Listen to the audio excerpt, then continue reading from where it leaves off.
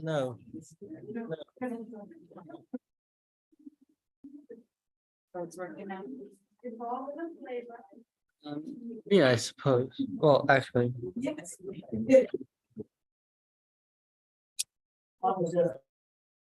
that was me. No.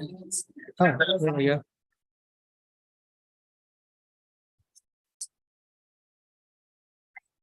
Oh, yeah, I suppose. Well, actually, That's it, right here. yeah, So now we can hear it. yeah.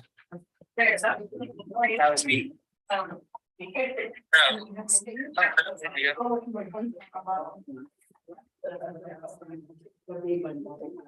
Okay.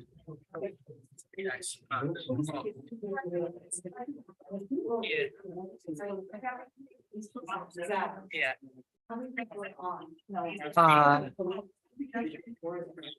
There, there about there's about 10 people watching on YouTube.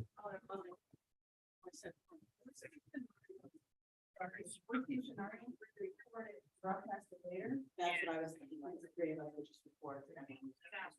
Record the meeting here, just not live. I have the live stream up now. We are being heard. There's about. All right, let's continue. Sorry about that.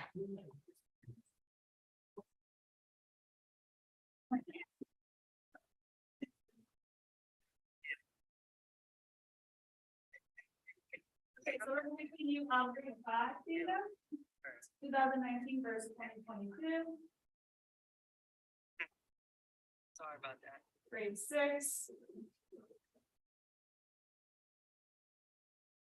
Grade 7. And grade 8. So very similar to ELA, I do want to circle back to grade 3. And I just want to talk about the learning loss that happened due to COVID. As Lori spoke about, reading and writing virtual. It's also very hard in mathematics, right? The students in first grade are really focused on number sense, adding and subtracting one to the number. We're talking about first graders. Counting today, we're going to talk about 100, and just really being able to have being strong number sense, building that foundation, in order for those skills to show on the grade 3 math state assessment. So we see, higher 1s and 2s, but it's really, due to the online virtual learning and just, those foundation skills. Yes. So the foundation of multiplication that begins in third. Can you show me again quickly, grade 4, grade 5, whoever would have Yeah, of course. needed that Foundation, yes. Yeah, so grade 4, slight drop off. 5. Okay, and even grade 6, and we're seeing that now, and we're gonna talk about our new math program. But we are seeing those gaps, and we're seeing those critical skills that students do need to strengthen. We'll talk about the programs that we're implementing to do that. Before we move on to that, just something that I want to make sure everyone was able to hear them task. So similar to how in ELA, by the time students reach third grade, you thought reading to learn, not learning to read, but reading to learn. Similar thing with mathematics. In third grade, they start looking at multiplication and the multiplication as a foundation for division, and then multiplication and division as a foundation for fraction in sixth grade. So absent that strong foundation that they had as a result of trying to work a turn over a computer, we would expect to see some of these gaps. And as Kelly mentioned, we're going to talk about some of the things that we've been putting in place this year to help address that.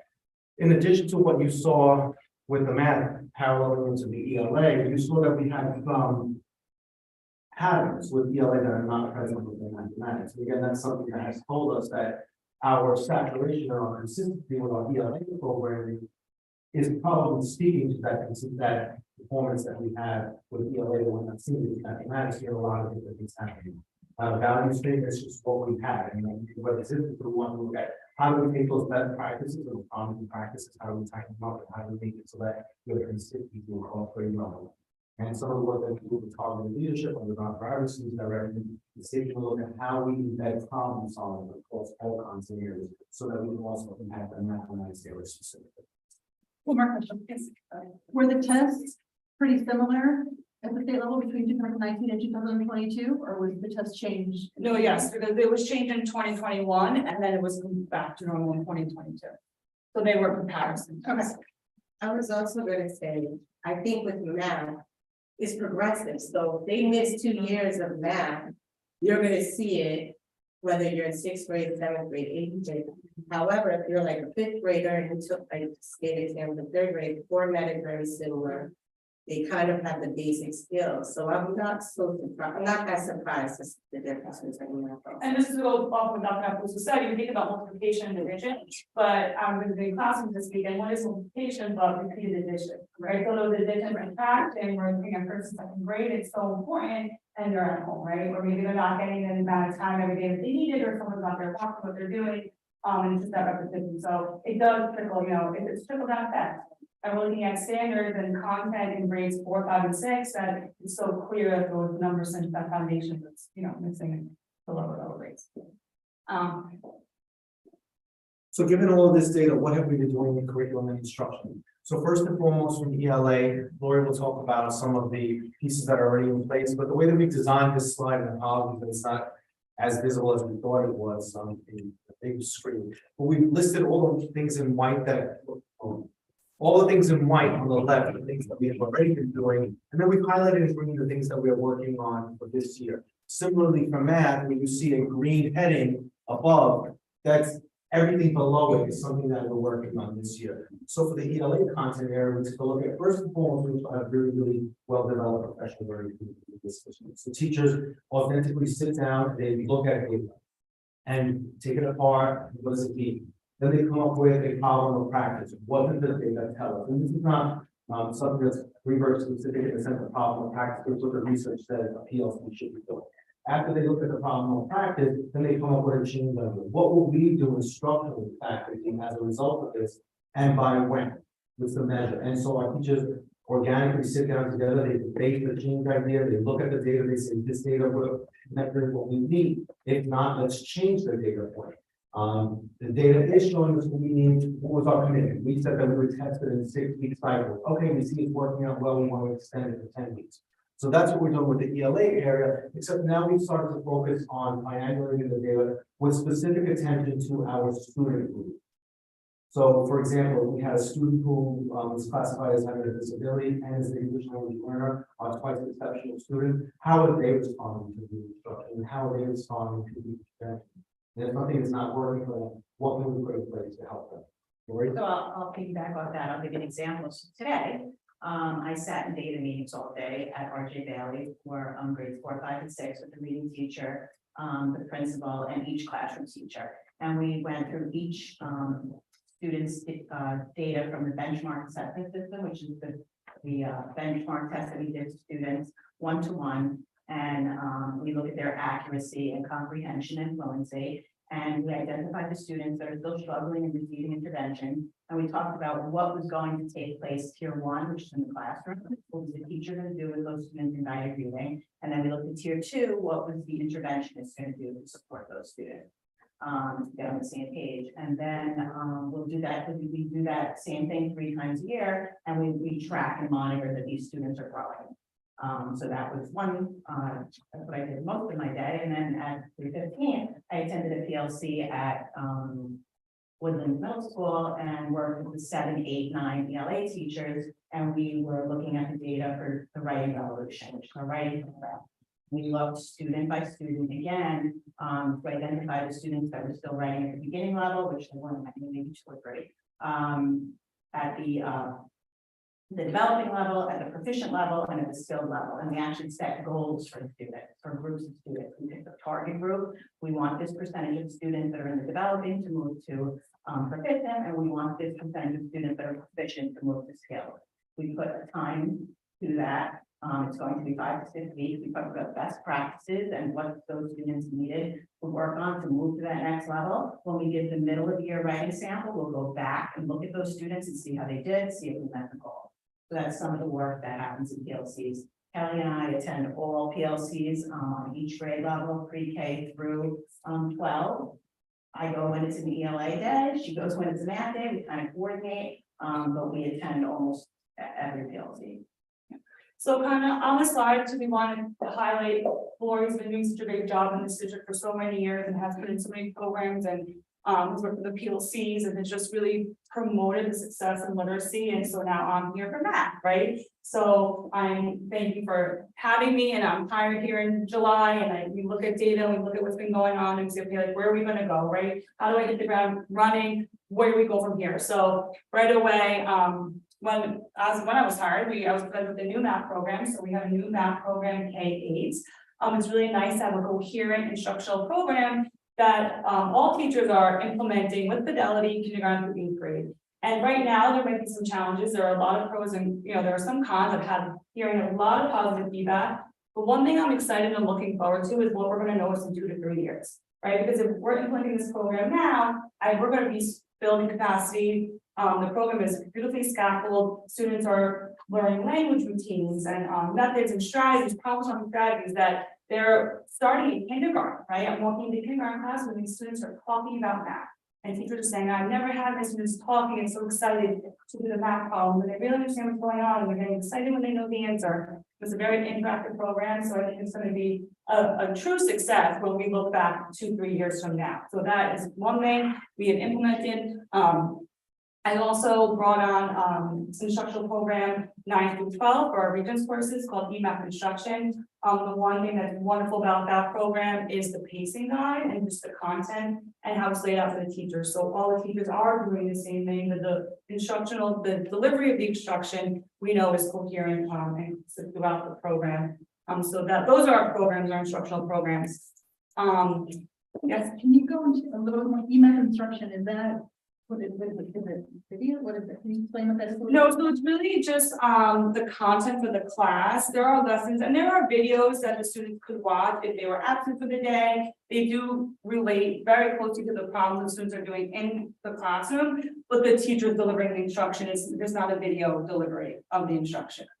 So it's content, it's curriculum. It's just curriculum, yes, it's just curriculum, it's just content. They do provide homework assignments, they do provide assessments, they provide reviews. It's actually, I've used the program for 10 years in my whole district. It's a wonderful program to really prepare students for the Regents exam. The creator of the program is from New York State. He used to teach in New York State school, and so it is just in compliance with New York State standards. And So it's not a digital platform. it is not a digital platform. No. And then in your 9th through 12th grade, you have like algebra and geometry. How does this program fit? It is curriculum, it is follow state standards. It basically, So your algebra class, the program speaks to the algebra class. yes, only, yes. And then we have all the licenses for all the reasons. You just said something, I just need to explain. You said, a digital format. What do you Digital mean? platform. So I'm ready is a digital platform. Okay. So she's saying this actual curriculum in the classroom, so it's tangible. But I was just wondering, because when she was thinking about like, well, how does it work if you have algebra or if you have geometry? But she's saying, whatever the name of the program is, algebra. It's for that program. You know, for It's for that program. So we basically do own 3 of them. We own the algebra license, the geometry license, and the algebra 2. So we have all of those curriculum programs. So describe a typical in one classroom with this program.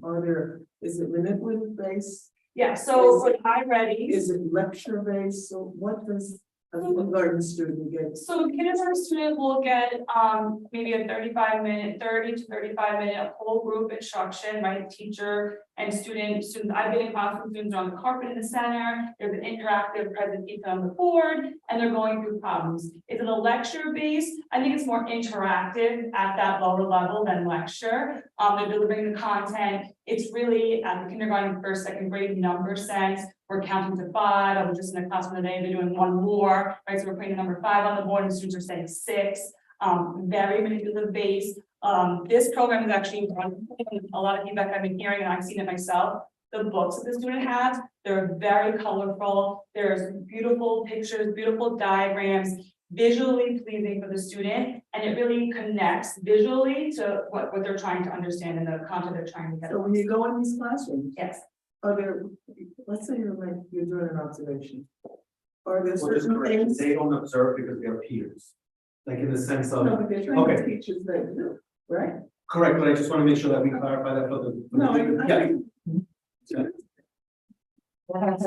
So, when you go in these classrooms, when, as you do the proposal development, because the bottom line is that you really want to be sure that the teachers are really implementing the program that's for the success. Yes. So what are some of the things from K to 8, let's just do elementary and middle, that teachers should see so they know that the teachers are really delivering? So, great question, and one thing I did implement we're collecting data, and this program does provide a pre-assessment, a mid-unit assessment, and an end-of-unit assessment. And we're collecting data on all of them. So every teacher is giving out these assessments, and it could be where they sit in small groups and they ask these questions and they can collect data. And the questions that they're asking are based on the actual program. So if they weren't teaching those lessons with fidelity, if they weren't implementing this program with fidelity, students wouldn't be receiving the scores that they are. And I will say in unit 1, looking back, every student showed growth almost 200 to 300% from the pre-assessment and the unit assessment. So, and also I'm in the classroom walking around, I'm seeing it, student language and discourse, students are not talking about math, they're talking in the higher grades, they're looking at problem solving, we implemented a 3-read strategy, so teachers are creating documents that they're using with their students and that are being shared with me, and I see it, and it's actually really impressive that, they pick this up quick, the students, right? It's a whole new way of learning. This program is really focuses on the language routines in the math classroom, and that's very different. And so I see it as I walk around, I see it, but they are doing it, and the data, right? I'm collecting all the data, so I see that they're So 2 questions. ELA, the curriculum we're using, is it still exponential learning or? We're using Heggerty and Foundations No, for I'm talking about for the core instruction. the core instruction sponsors and Canal resources. So it's no more engaging your. No,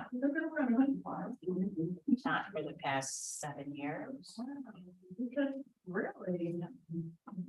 So Fontes and now basically guided reading. It's guided It's the reading, core shared instruction. reading, interactive read aloud. It's a multi-text approach, small group, whole group. So, Did with the writing revolution, right? So this is Writing reading and writing, revolution. so prep. so Yeah. let me so this is my question. In reference to both, when you have students that are proficient, right, what are we doing for those students in the class? Because if you have, I mean, I think the Greenburgh still has out, right? Okay. So what's happening in those classes? Because we always talk about intervention and how we can help and support, but what's happening with the students that are proficient and basically at the summative level? They have that, and going, what do we do for that? So what do we have for instruction for math and for ELA for those? So in ALP, they do follow the curriculum, but they do extensions. So the extensions they use are the junior grade books, and they use novel studies as well in the ALP classes. In the classroom for students there are students in the gen ed class that are also above grade level, and they have those students during small group work, doing book clubs. The interactive read alouds are always above the students' grade level, so they're interacting with text that's above all the students are interacting with text above grade level. And then in the small group guided reading work, they're reading text at their level. So for math, it's kind of like a 2-part answer. For students that are not in the app class and just in the regular class, and they're above grade level, iReady does provide a lot of resources for students above grade level. So the teacher can push them either whether it's during whole group or during small group. A lot of it is problem solving, problem-based questions, but moving them a little bit deeper into the content. For the out classroom, I've had meetings with the teachers about looking at the state standards, and for the New York State standards, it will say NY.6. E, and then we'll have an arrow to show you where in the 7th grade curriculum that standard pushes kids, right? Like where that student's going to go. So they've been going to the grade levels maybe above and just same standard, just at the higher level and going deeper with that content. And for iReady, the teachers do have the access to the different grade levels. So if it's say a 5th grade out teacher, that teacher can go on to iReady and pull curriculum and content question projects from the higher grades if needed. Is there any communication, not just kind of looking at the standards, but actually communicating with the middle school Vertical on teachers, vertical alignment, there you go, that's the right. Communication, because I think that cohort of teachers kind of knows if you're seeing differently come up. Of course. And you're seeing, you know, holes or deficits or whatever, that can be very helpful for. Of course, well, we've been having some conversations in our PLCs, and I know with other teachers to have some articulation conversations and be proactive to the end of the year and say, okay, in 8th grade, what do I need my students coming to 8th grade mastering or being proficient in, right? And so then vertically, we can talk to the 7th grade teachers and say, okay, by the end of 7th grade, we need to make sure that students are proficient with these standards. Okay, but I mean, in between buildings. Yeah, so I'm saying we're gonna Like go, 6 to 7. yeah, so I'm or- sorry, of course. And Yeah, so there is vertical alignment, there's definitely some room for improvement. But all grades at the end of the year articulate from one grade to the next. We also, Kelly and I also meet with the administration, and we have documented notes on a lot of, like, all students pretty much. And we articulate that to principals for placement, also for AIS services. All of our data is housed on EduClimber. So that is a wonderful data warehouse resource for everyone. Everyone can access that so they can see where the student has been for the last 3-4 years. All of their data is there, and interventionists meet from one grade level to the next to discuss the students that are receiving interventions and what they worked on and how far they got, and all of the data is there as well.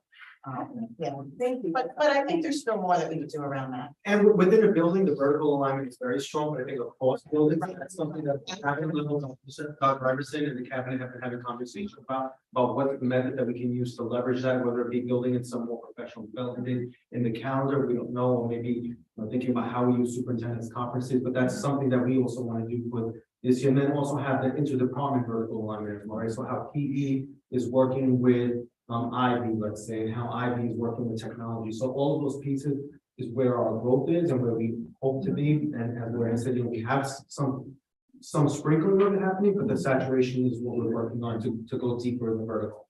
And I think that's Yes, I have a question about the pacing schedule. So my question is, how flexible are you with that? Because we talked about learning loss. And if you're, I find that sometimes, especially with new teachers, they get so stuck on pacing that there might be children, if they missed face value from 2 years ago, you might need to spend extra time on that. Of course. So is that, So there So- definitely is flexibility, and no matter what program you have, like the program we're using is a nationwide program, and it is aligned to New York State standards. So we have looked at the New York State standards to make sure that we are covering all the standards that students will see on the same assessment. So we have to guarantee that we do teach those standards, grade level content, but there is some flexibility in the using guide. So teachers are taking some time for those prerequisite skills. okay, One thing about this program, that this program does provide a beautiful prerequisite report for each individual student for the teacher prior to the unit. So the teacher will know and include students, like which students are ready for the unit, which students need additional review, and then which students need in-depth review. And it will actually target the exact lesson from the grade level prior or to prior that teachers can work on in small group. So they are really focused on those prerequisite skills and trying to build that foundation before they start the unit. okay, my second part of the same kind of question is then what does that look like in a special ed classroom?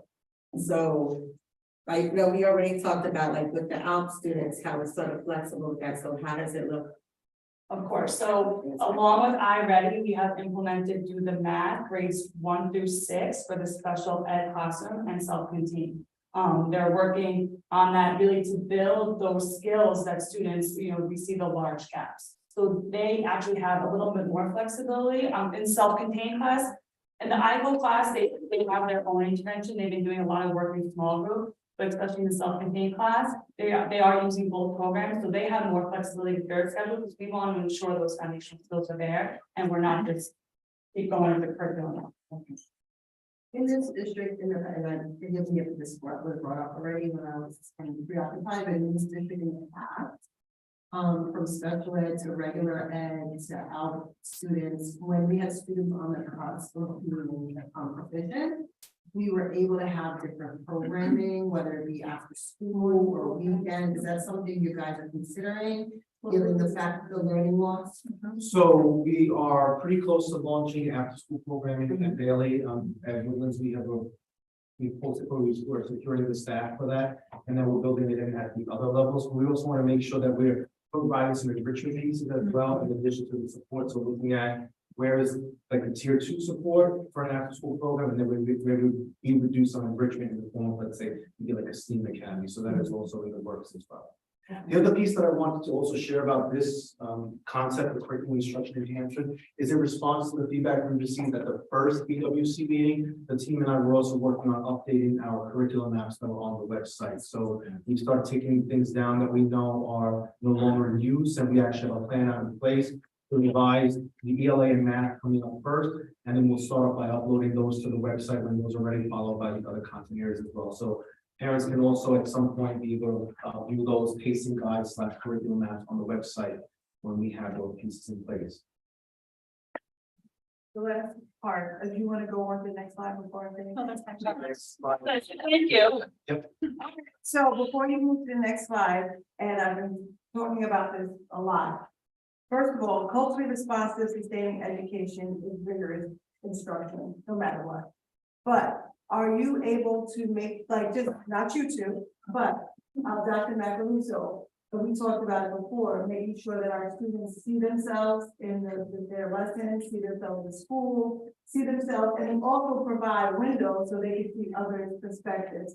So that's why, like, for me, just hearing that we have that one program, I guess maybe somewhere else, we are also helping our students to think outside the box, be change agents, be critical thinkers, going out and helping someone else, doing a project-based learning that's going to change the course of the river, or what do we have over here, the swamp area. Really getting, like you said, the theme, we're getting that even within the ELA portion, and then how we're building the engineers and the scientists, and how are they seeing themselves historically within our school district. It's a lot that I'm saying to you, but it's just something that, because we're such a diverse school district, how are we ensuring that our curriculum is also making sure our students see them? Sure. So two immediate answers that I can provide. First and foremost, is that these items that we purchased, they are programmed to help us develop curriculum. And so one of the things that the team is doing is working closely with the director of IB, ENL, and World Languages to provide those IB units of study so that we can start taking the separate content skills, so to speak, and embedding them into Mr. Gould would be very upset if I called it an essential question, because that's not the IB frame, but it's an understanding, but it's the same concept. It's a broad overarching question and I see it happening in schools. I see teachers using the essential questions / great understanding. And then also they're in the process of revamping those as well in response to some of our feedback that we received from the IB organization. So that's one way, that's a broad. The other way that we are addressing culturally responsive education to a warm and welcoming environment is through the 3 read strategy that's part of IRA, that we are saturating all content areas. So it's having students read a problem and think to themselves, how does this problem work for me? What's relevant to it? What's not? How can I go ahead and solve the problem? Because part of culturally responsive education is that we don't all solve things the same way. And then how do we have discussions about those approaches to solving problems that can help others maybe think of the problem in a simpler, easy way or more efficient way? So that's how we're starting to bring those things in. Team, anything else? I mean, with literature, I mean, with the text that we did. Look at classroom libraries, that's something we haven't invested in time, and we actually just ordered, I have to go unload the boxes and deliver them to classrooms, we just ordered a whole set of new books for K and 1 that are all culturally diverse. They're from a company called Lee and Low, excited to get those books into the kids' hands, because definitely need to work on that, and we'll continue that process with the other grades as well. And so the other portion of that, so when you have the book, right? The other portion of that is professional development for the teachers, and I know that's part of Dr. Iverson's strategic plan. Really making sure that the teachers understand what culturally responsive, because a lot of people get it mixed up with the critical. Right, Right. right. So they get that mixed up, they don't realize that that's not what it's about, but really making sure that there's professional development around that. So when I have a book, and I have a book with a Latina family in front of me, but I'm not scared to say, well, did you see the Latina family and does anyone identify? And I feel like, oh, I shouldn't say that because I'm a Black woman, right? So it's to build that confidence of our educators too. It's something that, you know, as the year goes on, it'll be really great.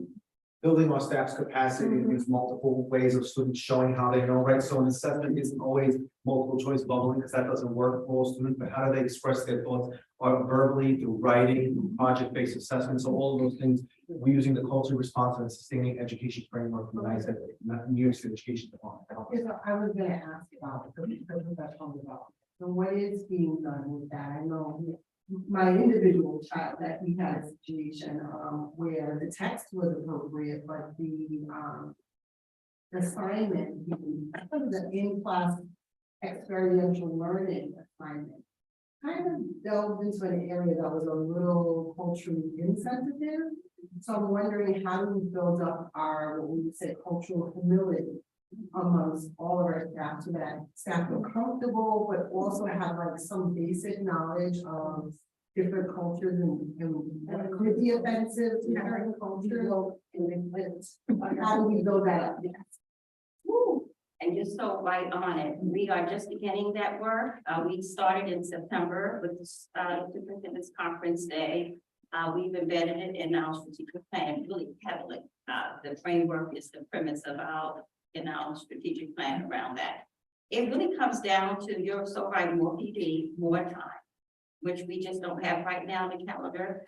We are looking to look at next year, things I will share with the board first, around some time, getting more time, because we do need more time for PD. It begins with what we've begun is, but I think you hit it on here, Trustee Washington. You know, when it begins with the awareness, raising that consciousness of all the adults in the system, just around the terms diversity, equity, inclusiveness, and that's where we are. We are right at the beginning of that level of. So what are our teachers learning? Just what these terms. We begin by defining what these terms are, aligned with the framework. And then starting moving them into PD around looking for strategies that affirm the underserved. So when they start giving assignments, they're looking for assignments that affirm all cultures. But it's a learning curve. And it's not, and so we know we need to get there. We do need more time in our schedule for PD. And so we're thinking of some things of how we can build some time in the schedule, so that because teachers need time beyond the PLC. So the PLC is a structure where they meet and they can get vignettes and small lessons around math or literacy. But that deep, heavy work is what we need a half day, whole day to do with staff to really get to that level. But no, that's where we are. I think the awareness has been there. They've heard me say it. They've not lose to talk about it. We're beginning, but it's a learning curve, and it begins with adults in the system. So we are there. You're probably further ahead. Sounds like in your district, but you know, we are rolling out DEI. And also just the frame of cultural humility, not even confidence, but humility, and the thought that there's so much more I can learn. Yes. And that I want to learn.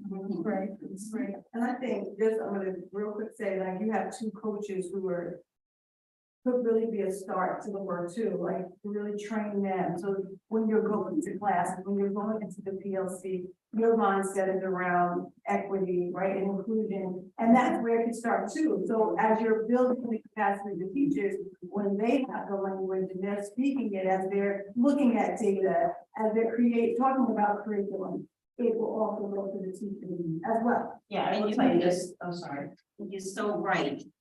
It's having them right now begin to think every time you do something, am I doing this? No, well, am I creating a welcoming environment? We can start there right away. Whatever I'm doing, whatever content I'm teaching, whatever lessons, whatever my environment is, it welcoming. That's implementing that framework. Second is what I'm doing inclusive. what the assignments that I'm developing, does it pertain and apply to all kids? Well, all kids have an interest in this. So we began pushing just that already, thinking, but more training is definitely needed. On that. Oh, a couple of things, I'm at two different, when we look at this whole curriculum and structure enhancements, and we look at the help that is being given to those students who may be falling behind. At what point do we say that, even as much as we're giving this student for the grade that they're in, they're not moving? Instead of us saying, do we have a retention place for them versus saying, okay, let's just move them on and let's give them help here, and then we'll move them on and then give them help here. Because when they get to a certain point where they could have been held and helped, they're not there. I mean, and to have a student in middle school or high school working on things that really they needed to be taught at second grade. And it just keeps snowballing. Where do we say as a district, okay, based on this and based on what we're seeing, we need to retain this student or these students so that, number one, you can feel good about themselves. Because there's no way that you can keep moving someone along and they're sitting in upper classes and they're not getting it. They're not feeling good about themselves and other things happen. So where are we? And then the second thing is, if we continue and that data changes so that it's actually pulling the data down because we have students who are not able to cope at that level, what are we doing or what are we saying or what's our benchmark to say, okay, this student can't go on? So I would say something that this district does also very well is the complementary services that we offer to our PPS department. So when we get to the point where we've provided interventions that are well documented, first of all, the intervention and then how the student responds to it. We have a really good process in further identifying some of the needs of those students and then perhaps giving them a smaller ratio. So that is the method by which we help students bridge those gaps if they are not responding to the process. And it's something that we don't have a student attend a class in a smaller setting for the rest of their academic career, like they move that program in fifth grade. We're constantly monitoring that. And I see it even at the high school level where some students may have a little bit of more difficulty with one area versus another. And then there's a smaller group for one content area, and then another content area, they are a larger group. So that is the method that we use, and it's also a really nice piece of addition that work is part of the curriculum instruction office, because that director who's not here today, it's an emergency. He and I work very closely on making sure that the programming coming out of PBS special education program is on par with what we would expect to see in a general education classroom with the appropriate supports, and then it comes out with professional development. So if there is something unique that would be in a smaller classroom, what support do we bring to the teacher so that they learn the tool so that it's useful for the student? So each building has a committee called the MTSS Committee, which is Multi-Tiered Systems of Support. It was previously called RTI, Response to Intervention. Right. And that committee meets weekly to discuss students that are struggling. And data is collected and interventions are put into place and monitored. The committee meets again in 6 weeks, goes back to that student, looks at the data again, and continues to monitor the student until they decide to either refer the student to special ed or that they're doing well and now don't need any more support. But at what point, with all that documentation that's there, that comes to say, okay, based on no matter how much we're giving you right now, that there isn't, this student or students have not progressed to the point where they need to be in this next grade. And we're unique in the sense that we move every 2 years. Okay, and so sometimes it just goes from here, let's move it here, let's move it here. I'm just gonna be real, that this is what we see. And so I know for me personally, if I were a child in kindergarten, and we're talking about the time that they're leaving kindergarten, they should know A, B, and C. If they don't know that, because they're still in the school and they'll say, oh, by first grade, they'll catch up. Whereas if we were saying that if they haven't learned what they needed to learn in kindergarten, then are we keeping them there to help them gain those skills that they need, or are we just saying, let's move them up? But So the latest research shows that, like, you're not supposed to, hold back students. So that's why most school districts, and we call it social promotion, but the research shows it's more. What's the word? And that's what I was wondering. As the district policy, the current research on retention really does show that in essence, it does more damage for a child than it does. It's actually not great, retention at a certain age is more damaging than like if you retain someone in kindergarten versus first grade. Right. Yeah, so First grade. but it is damaging in kindergarten, but the parent can request it. So I think what's important, what Ms. Davis is saying though, is that parents see that. So when you see someone in 7th or 8th grade with a child, a friend of your own child or whatever, that has deficits that should have been addressed in 2nd grade, parents do wonder why that exists. But I think it's important to say it's not only in Greenburgh. There is research, a lot of public schools do move kids up. I think what is probably different in Greenburgh is the financial piece. So those of us that have the money to get a tutor, to send a kid to Kumon or whatever type of supportive services, or have parents that have their own education that can sit and work with the child in that skill set, will do so. There is I think, this is my opinion, is an equity piece, and then it kind of rears its head in the older grades, where there's a deficit in particular areas. And maybe that is what's not really being addressed, because it does exist in other districts, but I don't think other districts do the job better. I think it's just that maybe the families or the parents may have more resources to get supports that here it seems like it doesn't always happen as much. So I don't know if that's part of what you see, but as a non-educator, it is frustrating. I've asked that before in the boardroom. I've said, how come, we're seeing this type of thing later? So I do understand that frustration, but the educators say the same things to me, so. Thing that, I have heard, and listened to so many educational districts and systems, is that even looking at the cutoff time of when a student is in a particular grade. I can just say, just for me knowing, because I know there are some people in the state of Delaware that their cutoff time is where we go from January, December for the next grade, theirs ends in August. So that those students who go from September to back to August are one grade, and whereas we would have them because we would cover. And I was just curious if there's anything at that or has that ever been thought of in terms of maybe if we're not seeing where our scores are or what our data is telling, that there are some districts that do that, or It's an interesting question that we can look into further. And I know, having been in many New York districts in my career, December 1 is typically that cutoff that's standardized across, but it's something that we can put a pin in and look into for some food for thought. yeah, I just know there are a couple of states that do that. And some have September first, private schools are December, are we December 1st or 31st? Because I know my son, We're December 1st, December 31st, there's a parent, that's now on the board. I won't embarrass her. That is gonna be after you're bringing a lot of the data. So I wasn't agree that I was bringing a lot of the data to the board. Change it, actually did get changed. I want to do that. And so That's not that she.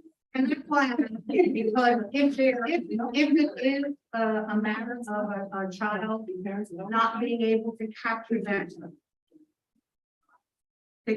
that work, and it may very well be not just because they're not able to grasp it, but maybe because they're a little bit younger. Development. And so, I mean, we want them to be successful. And if if it makes a difference of, okay, maybe age-wise, or maybe we need to look at what our cutoff time looks like based on the amount of students that we have and their age and, you know, whatever. And the other thing I want to ask is, I understand that we have special ed all the way up to out. I've been asking about this for some time, and I'm just hoping that we can get there, is understanding the out program. Maybe you can't answer it tonight, but I know for this time, for the first time, and I don't know that there have been 2 honors classes that have gone into the middle school. Okay, one of them was out and the other one was not. So if we're doing this particular type of program, where we're splitting them out from 3rd, 2nd grade out, and they're coming back into here in 7th grade, what was the split about? That's the question I would love to understand, that we're putting our energy and our funds into this, and we've got 2 honors classes sitting in the middle school right now. No, I can tell you, because I was actually an administrator at the time that they created out, and it was to keep most of our parents that would leave to, like, from Highview to go to Bailey. They were hoping if they had this honors program, they would keep more diverse parents in Bailey. So, you know, there was something called the white flight when you left Highview. So they were hoping to keep the parents in Bailey if we created the out program. So that's why we created it, And it's interesting because there's 2 honors classes. One of them was an out class, and the other one was. we used to have honors. No, the same this year, there's 2 honors. But that's a beautiful thing. I don't think that's anything else. I agree with that. So my thing is again, if that is the extension of that it becomes that for those students, and they're coming back in again into 7th grade, then what was it that was happening at the out level that has also happened at the honors level that now they're coming back together? So that is just one thing That's also like that we had a weird situation, because kids haven't been tested into out for so many years. Yeah. So then someone could also argue that they wouldn't know if somebody's children were always maybe supposed to, because they were never, I don't know, I'm just. No, I don't want to. So 2 very interesting concepts for us to look into further. So I have those pinned in my head. I'll work with the team to go ahead and address that, but I think it's a perfect segue into what we want to share in this next half. Especially because trustee Washington reminded me that folks have to buy apple pie or something, but like apparently there's something going on like Thursday that like is very important in the world, right? So something like turkey, and okay, great. So I'm going to go ahead and segue us into the other part of it, which is the social and emotional learning. Because one of the things that we know is that academic performance is not a standalone. It happens with social and emotional learning supports. And so we have an amazing team. You know, Mr. Giruso was not able to be with us today for last minute emergency, but he co-chairs this committee with Mr. McCoy, and they together are the social and emotional committee co-chairs, and he is going to take this time to share with you some of the things that are happening in our schools with the committee as it relates to social and emotional learning that is attached to instruction, not separate from. We didn't say thank you. One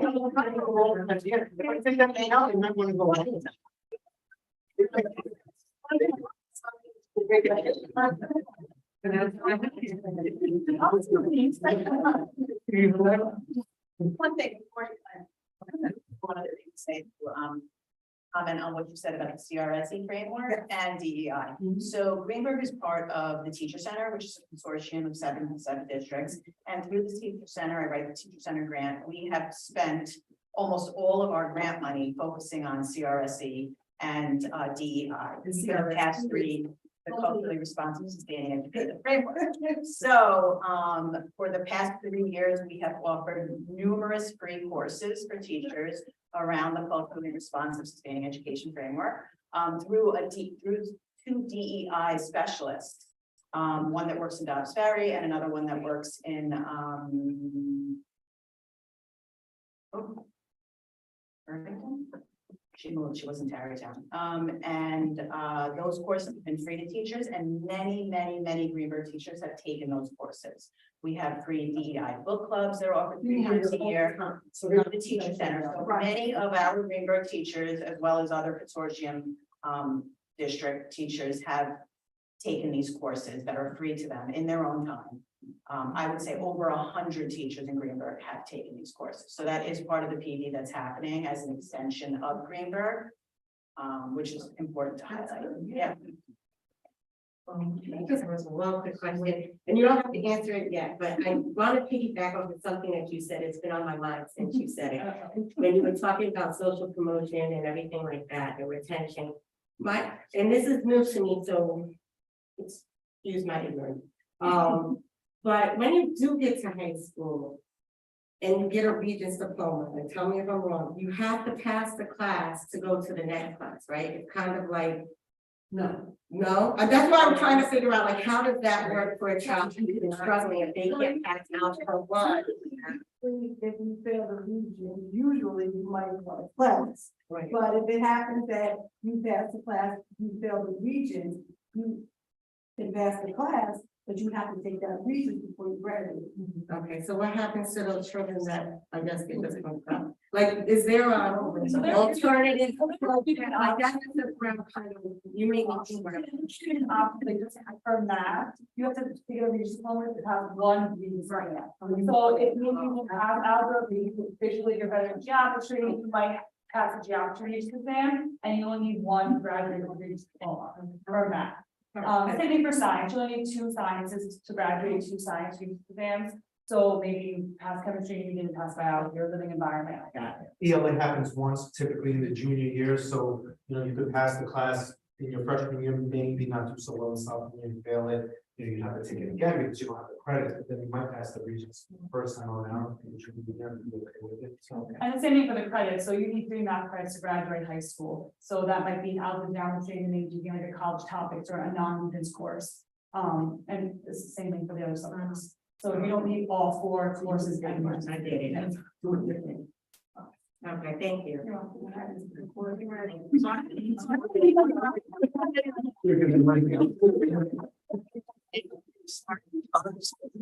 So good evening. So myself and Nichi Russo co-chair the SEL committee, and we were fortunate enough last March to begin this journey. And we met twice in May, once in June, and then we had 4 sessions over the summer with our committee. When Nick and I first began this task, we met. We both said the SEL is going on in the district. We just need to publicize because it's not something new. When we recruited our committee members, that's when we told them, because it was always, oh, what extra work are we going to have to do? There's no extra work a lot of extra work you're going to do because we are doing SEL. You're going to see tonight how we spent the last few months realizing SEL is getting done. And it just needs to be publicized to the community that it is getting done. Oh, sorry. No, the clicker is not, I mean, it's not. So here in our steering committee, lists all our committee members. We started ECP, we have Jackson Highview, RJ Bailey, Woodlands Middle High School, and then we also have 3 of us in the district, Nick, myself, and Catherine, and then we have a parent person on the committee, and we also, Jackie Burton has joined us recently just to get it out there and help us. I can't see that with the really far. I can watch it on Zoom. And we'll post it, we're gonna talk about how. But are you saying a parent, like 1 parent? Yeah, we have a parent rep on it right now. 1? Oh, So could we is meet, it possible to have 1 on each level? Because. well, so this committee here is we meet once a month during the school day. Is it possible to have a parent on every Absolutely. level? Because I think, I don't know, I can't see anybody on there. But I would think that SEL is very different depending on the developmental stage and the school that you're in. I can't see it. That there was one, there was asked for a parent to be on it, they asked for PTA and they asked for 1 parent, and you did have a parent. Like, No, just 1 to be a part of the committee. there's 1 parent in the whole committee. Okay. And we could also look at that and see. You might want to have someone That's not a parent, like a business person. I wrote a curriculum for SEL for a private company. And we're really striving to really teach students how they should get along, work as teams and get out into the world, especially the business world. We should really have those representatives in the students. That's very good. Yeah, definitely. And we also have a student representative on the committee. We are always looking, for the students to tell us what we need to do. Next slide. So the 2022-2023 goals was developing capacity within all stakeholders regarding our framework and learning standards. We wanted to make sure that we got families involved and finding out what families needed from us. That's comes with the parents, and it also goes with the SMEARS, which you're talking about is also having other parents involved. We conducted a university SEL assessments with all students. We were developing restorative practices, and we identified curriculum and data monitoring tools for the 2022-24 school year. Next slide. So our steering committee progress, again, we started back in May, and we started working with the CASEL framework. And we looked at coming up with learning standards, and that was one of the biggest things we talked about last year when we presented to the school board, and we wanted to see where we were learning standards, and we now can tell you that the learning standards are there. It's a work in progress, but they are there. We're going to show you in a second. Those. We worked with Hanover Research with our culture and climate survey. When we put that survey out last year, we had 450 responses. We had 71 were staff members, and we only had a handful of students from working with that survey. Coming up within probably right after the Christmas break, we're also working with Hanover to do a graphic, which will be posted on our website of the results of the survey. So the SEL building plans, which we'll talk about in a second too, is the current SEL inventions, the new SEL program identification and restorative practices, the strategic plan partnerships we have with Manhattanville and Faith Center, and in yellow, which means that we're working on it. It's a build team capacity, restorative practices, anti-bullying, and adult SEL.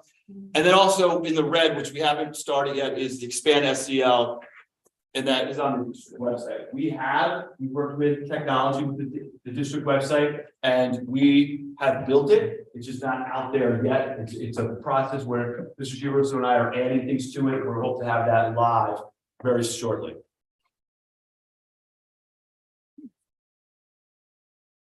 So we began with building level community responsibilities, and each team meets with us each month. We meet for about 2 hours, and we've been really working on the learning standards. We started in the summer where teachers came in on the time, and we worked on some of the learning standards in the building level.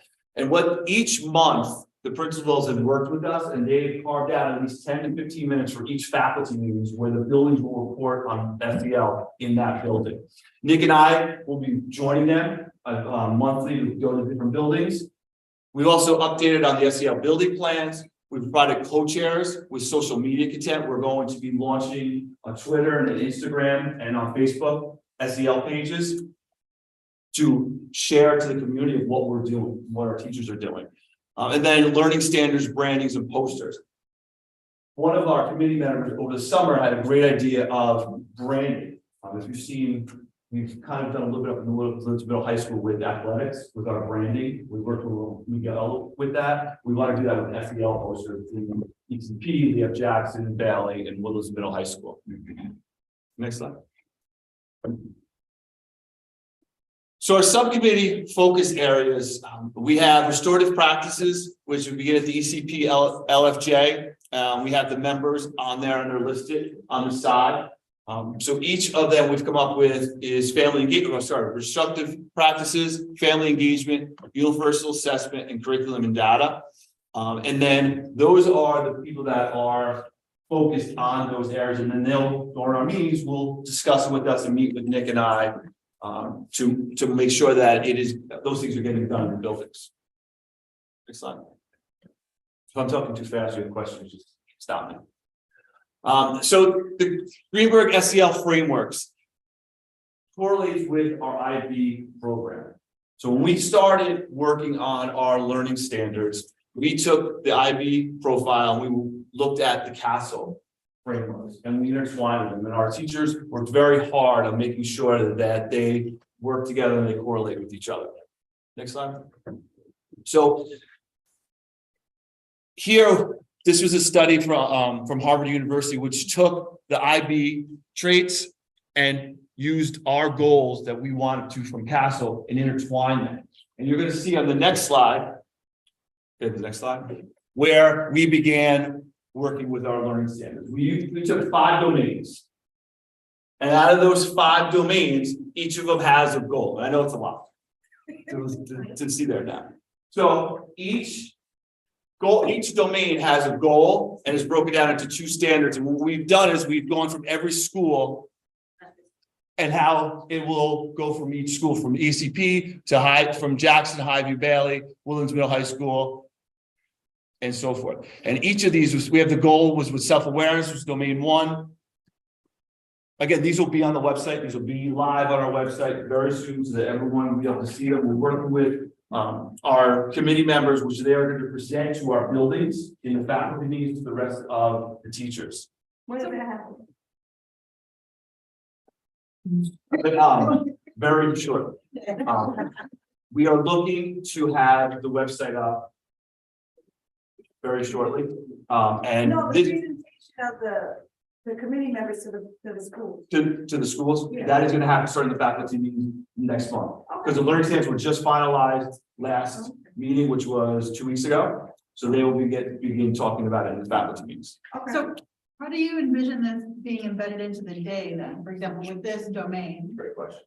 are you getting there or should I? No. So it's like we said before, is the SEL is happening in our classes all the time. And later on, you'll see in our slides, we've kind of spotlighted what we're doing in each building, and we're correlating with these domains that are here. So each of these slides, we can just go through fast, show each domain, and I'm not going to leave them up there because it's a lot to read, but all 5 of them are up there. So you can go through, you just go click through those. Domain 2, self-management, social awareness, relationship skills, and responsibility decision-making. Next slide.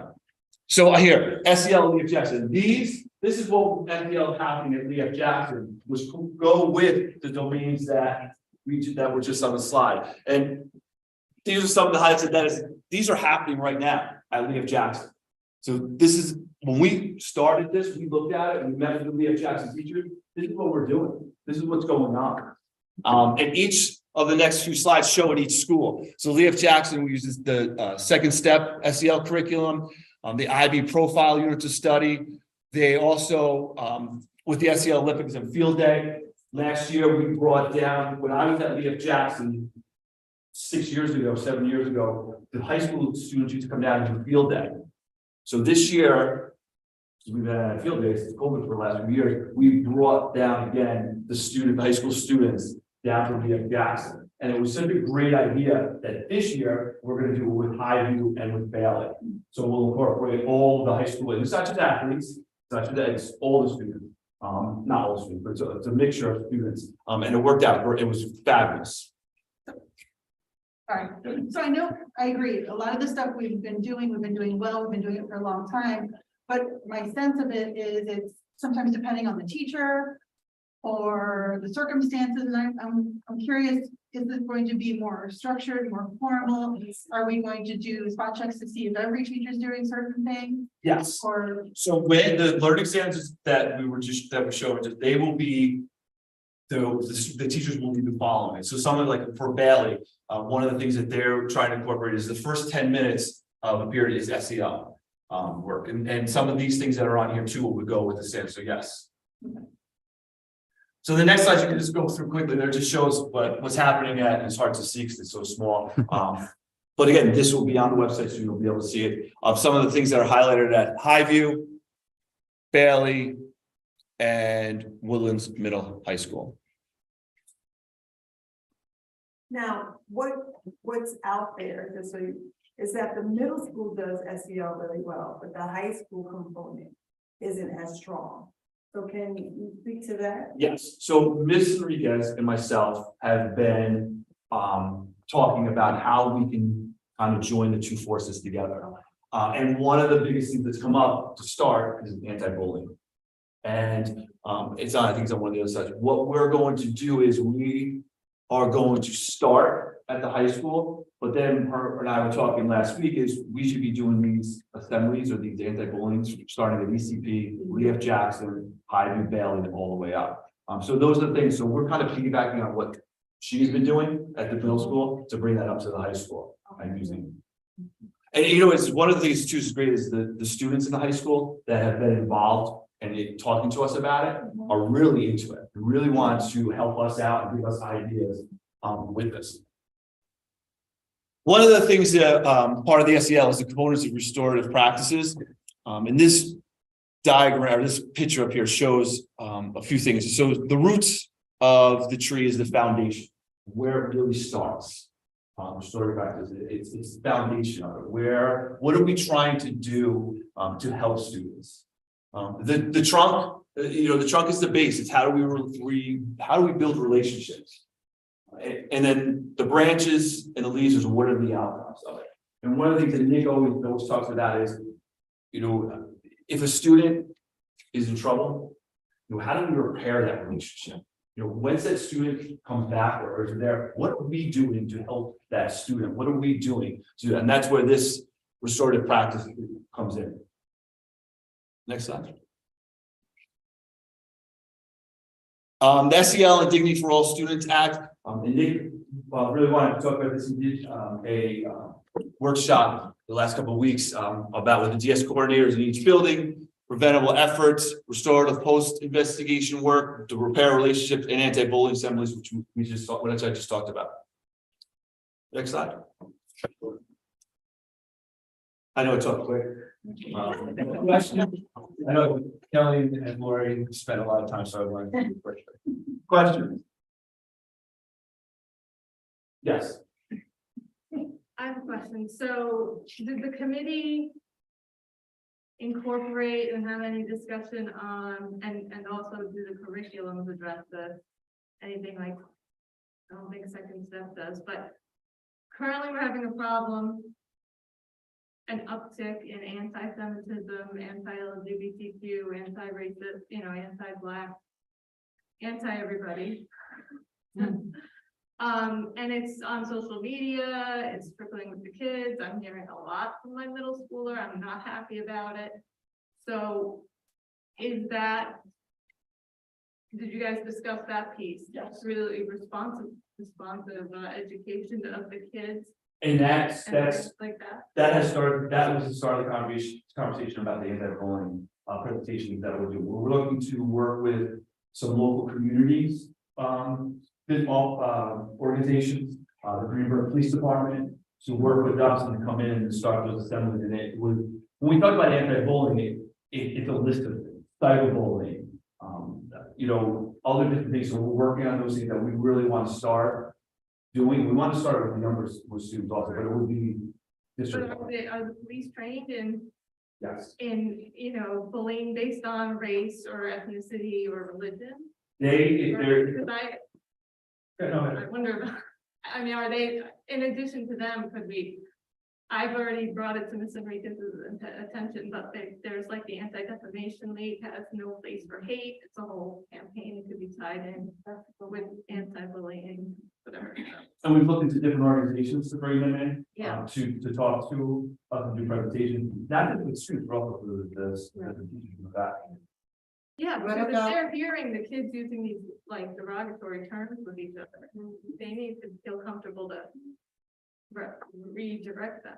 I was gonna ask, how are you incorporating, like including parents with that? And going to what you were saying, like even teaching parents about how to deal with certain things. And even like to your point, Katie, we talked about this before, with social media and the impact of social media and how it's really impacts, especially we see it a lot right now with the middle schoolers, but maybe even educating parents. We've talked about doing, parent, what was it? Parent University, to do a presentation to Parent University. That's on Bring- December 13th. Yeah, yeah. But I think, what Katie's saying, is you need to kind of, with your committee, Dr. Iverson, what can we do more immediate? We know, because we know committees and we know plans and we know deadlines and we know that things have to launch.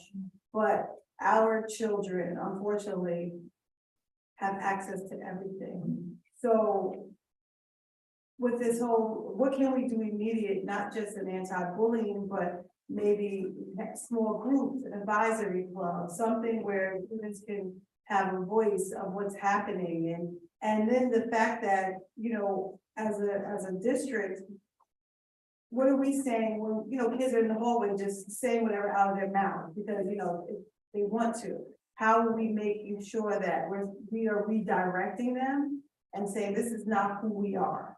And like giving them that sense of pride and identity, and that's really, you know, knowing who you are and knowing what we're not supposed to really to do, how to, you know, really help, hurt anyone else. So how can we immediately start to really tap into what's happening? Because it's not gonna stop, and unfortunately, it looks like it's just getting worse.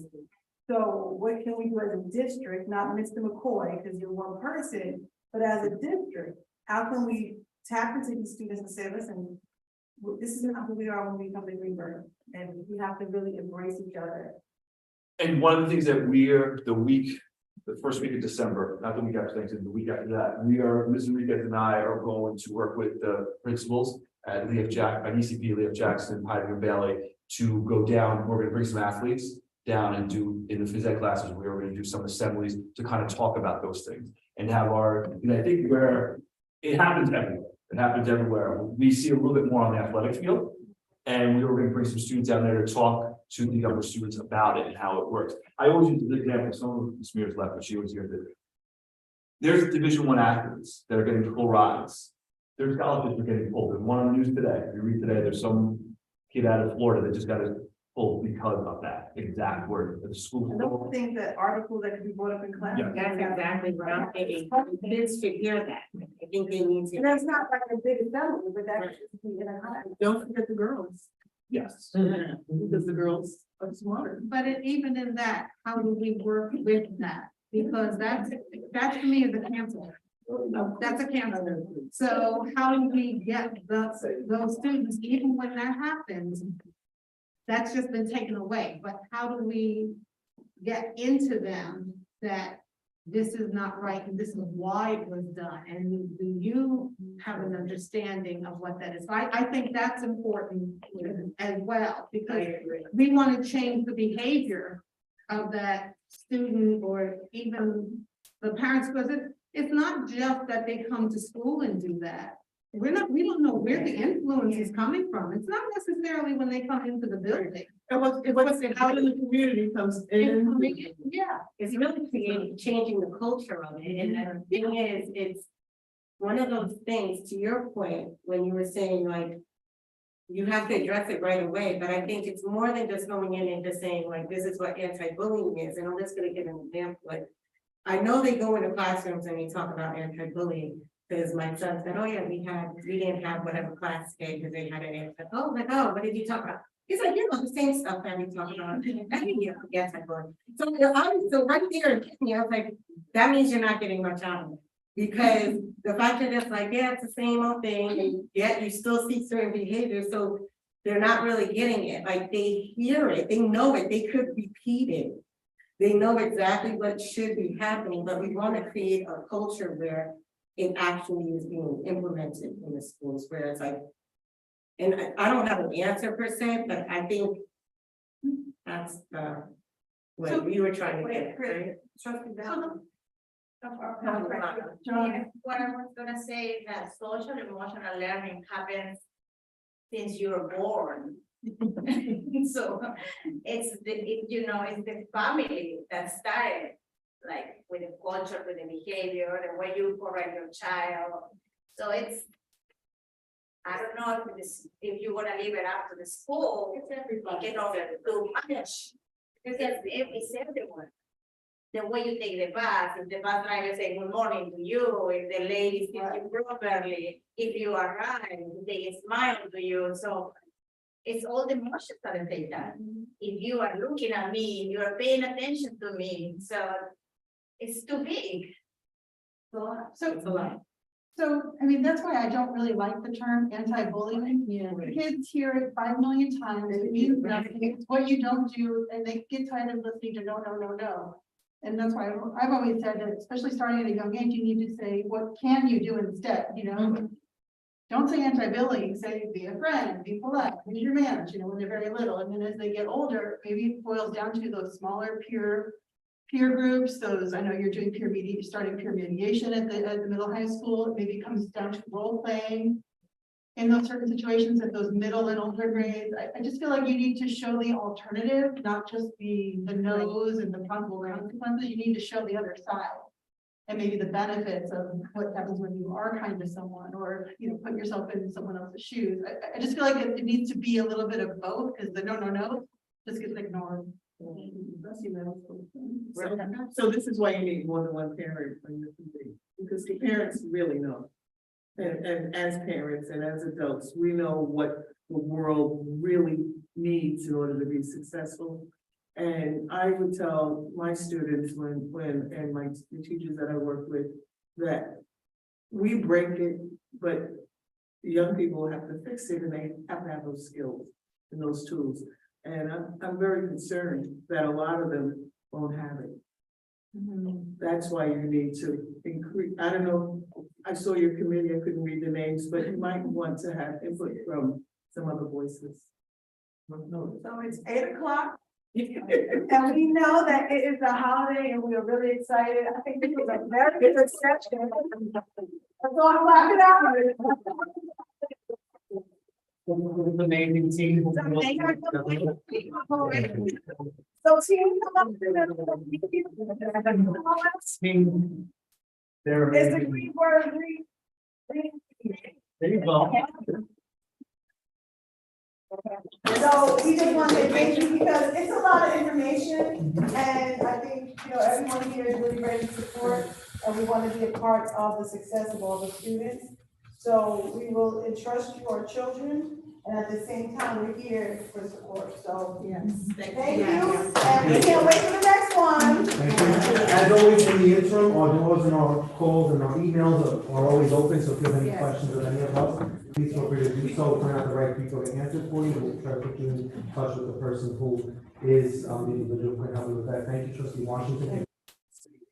Share this information with the community at large. Team, you're amazing, and so appreciate it. Thank you all for coming out and putting, you know, We'll have more. I don't know, putting cranberry sauce on the back burner for a couple, and I think. Next year, facilitating on a and that class will come out. It's going to be like it is in person.